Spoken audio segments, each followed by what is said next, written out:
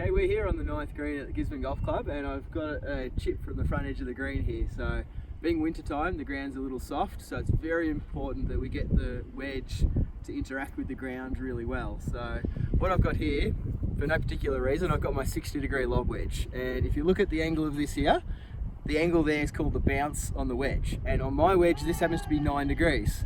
So when I hold the shaft vertical, that angle there from the bottom there to the front edge there is 9 degrees. So it's very important that you let that be the part of the club that hits the ground. So as I swing through, it skids across the ground nicely like that.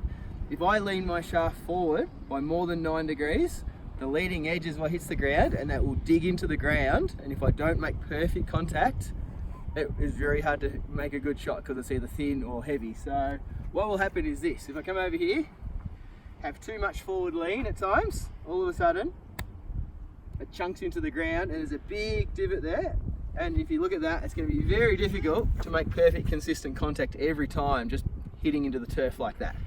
And typically people will compensate for that by coming upwards and then flipping that way, and hear that clunky sound, and that ball ran up to the back of the green. So neither of those shots are close to the hole. So it's very important when I hit this shot, I've just got a little bit of forward shaft lean because we do want to hit down on the ball.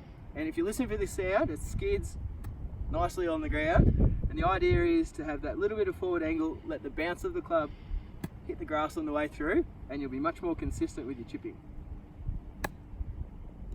It's a nice crisp sound, and it's very, very consistent because it's always hitting on the middle of the club face. So have a think about that. You don't want to go too far forward, too far back, hitting down on the ball, but letting the club do all the work just to make it much more consistent and easier for your chipping.